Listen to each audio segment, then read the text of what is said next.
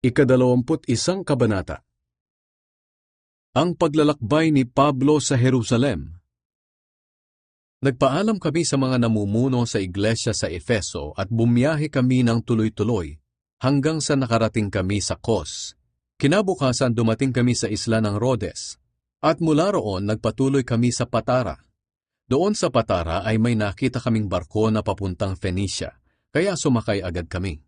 Natanaw namin ang isla ng Cyprus pero hindi kami pumunta roon, kundi dumaan kami sa gawing kanan at tumuloy sa Syria.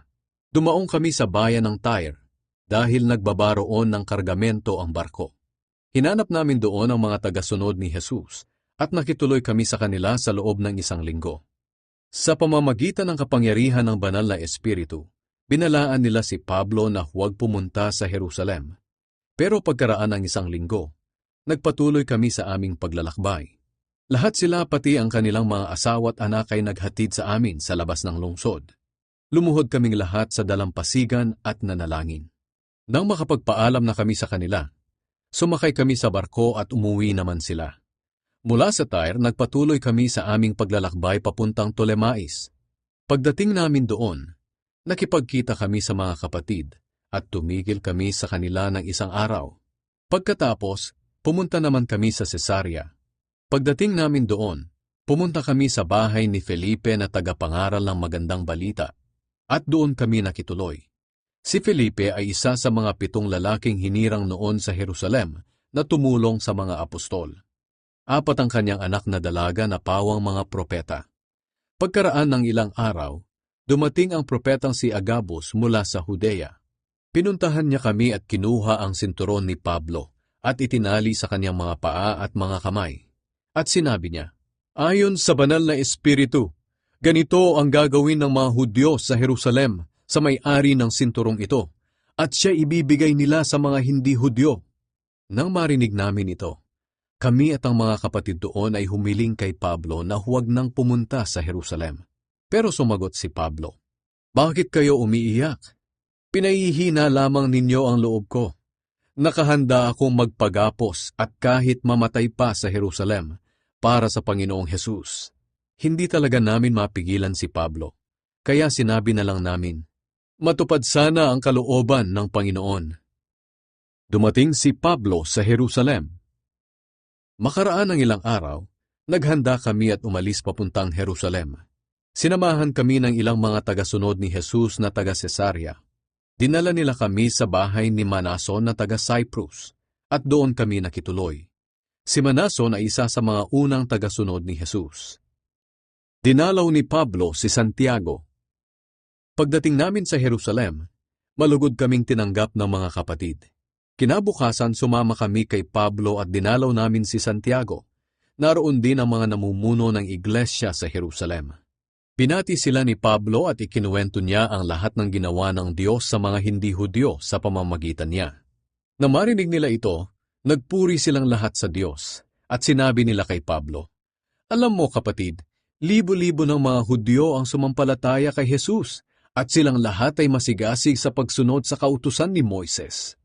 Nabalitaan nilang itinuturo mo sa mga Hudyong nakatira sa ibang bansa na hindi na nila kailangang sumunod sa kautusan ni Moises.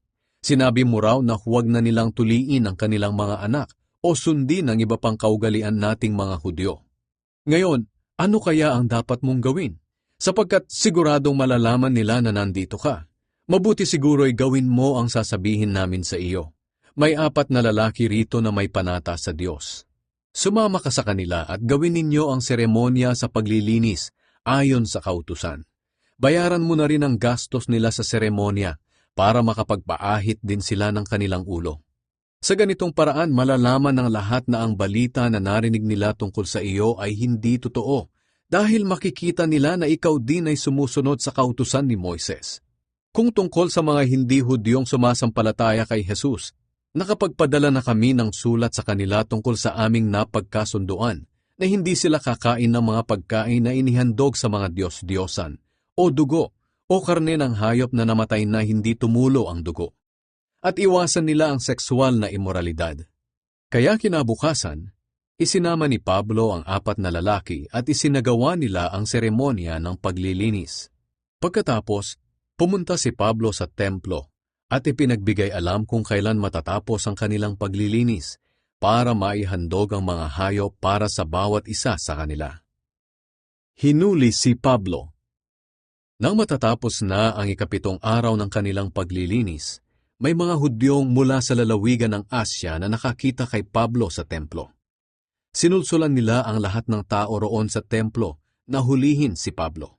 Sumigaw sila, "Mga kababayan ko mga Israelita, tulungan ninyo kami. Ang taong ito ang nagtuturo laban sa kautusan at sa templong ito, kahit saan siya pumunta. Hindi lang yan. Dinala pa niya rito sa templo ang mga hindi Hudyo, kaya dinudungisan niya ang sagradong lugar na ito." Sinabi nila ito dahil nakita nila si Trophimus na taga-Efeso na sumama kay Pablo roon sa Jerusalem, at ang akala nila'y dinala siya ni Pablo sa templo. Kaya nagkagulo ang mga tao sa buong Jerusalem at sumugod sila sa templo para hulihin si Pablo. Pagkahuli nila sa kanya, kinaladkad nila siya palabas at isinara agad nila ang pintuan ng templo. Papatayin na sana nila si Pablo pero may nakapagsabi sa commander ng mga sundalong Romano na nagkakagulo sa buong Jerusalem. Kaya nagsama agad ang commander ng mga kapitan at mga sundalo at pinuntahan nila ang mga taong nagkakagulo. Pagkakita ng mga tao sa commander at sa mga sundalo, itinigil nila ang pagbugbog kay Pablo. Pinuntahan ng commander si Pablo at ipinahuli at iniutos na gapusin siya ng 2 kadena. Pagkatapos tinanong ng commander ang mga tao, "Sino ba talaga ang taong ito at ano ang kanyang ginawa?" Pero iba-iba ang mga sagot na kanyang narinig. At dahil sa sobrang kaguluhan ng mga tao, hindi nalaman ng commander kung ano talaga ang nangyari. Kaya inutusan niya ang mga sundalo na dalhin si Pablo sa kampo. Pagdating nila sa hagdanan ng kampo, binuhat na lang nila si Pablo dahil sa kaguluhan ng mga tao na humahabol at sumisigaw ng patayin siya. Ipinagtanggol ni Pablo ang sarili. Nang dalhin na si Pablo sa loob ng kampo ng mga sundalo, sinabi niya sa commander, "May sasabihin sana ako sa iyo." Sumagot ang commander, "Marunong ka palang magsalita ng Griego. Ang akala ko'y ikaw ang lalaking taga-Ehipto na kailan lang ay nanguna sa pagrerebelde sa pamahalaan. Dinala niya sa disyerto ang 4,000 lalaking matatapang at pawang armado." Sumagot si Pablo, "Ako'y isang Hudyong taga-Tarsus na sakop ng Cilicia. Ang Tarsus ay hindi ordinaryong lungsod lang. Kung maaari, payagan ninyo ako magsalita sa mga tao." Pinayagan siya ng commander, kaya tumayo si Pablo sa hagdanan at sumenya sa mga tao na may sasabihin siya. Nang tumahimik na sila, nagsalita siya sa wikang Hebreo.